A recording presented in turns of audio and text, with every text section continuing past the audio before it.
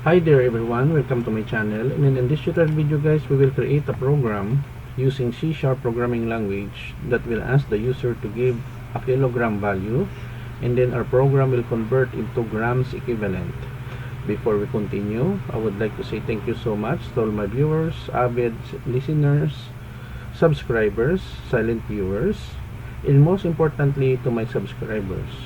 If you are new with my channel and then you like this video, please hit the like button. Don't forget to share, and please support my channel guys by clicking the subscribe button. So let's get started. Okay, so we are here in Microsoft Visual C# 2010 Express Edition. Okay, that I'm using. The code will work in your version of Visual Studio. Okay, so I'm using Visual Studio C# 2010 Express Edition. So we have here several comments here, kilogram to grams in C#, written by yours truly, Jake Rodriguez Pomperada, IT MIT.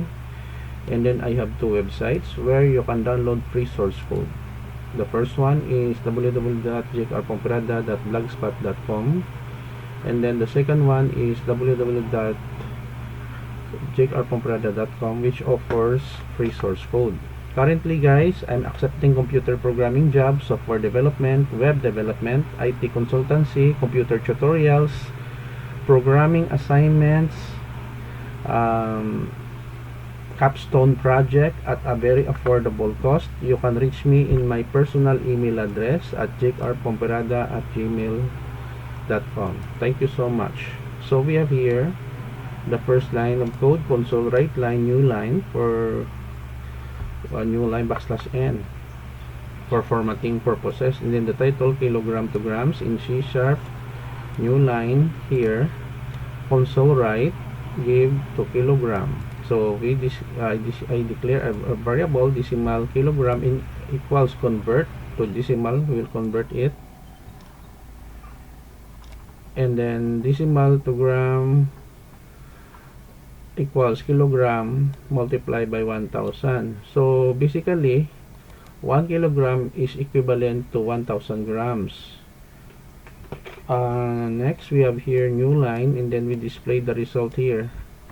Sorry, kilogram in grams is equals to new line, end of program, which signifies that our program has been ended. Console write line, new line, and then console read key to display the result, and then we close.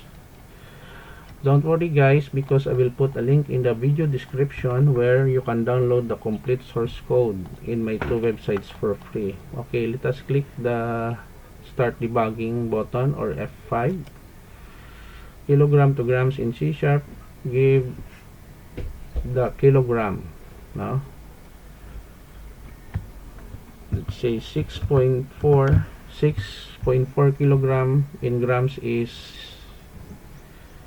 equal to 6,400 grams.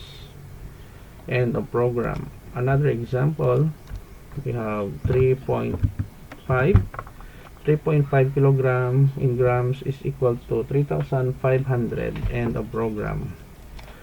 Okay, so this is the end of our tutorial video. Thank you so much guys for watching. Don't forget to like, share, and please support my channel guys by clicking the subscribe button. See you in the next video tutorial guys.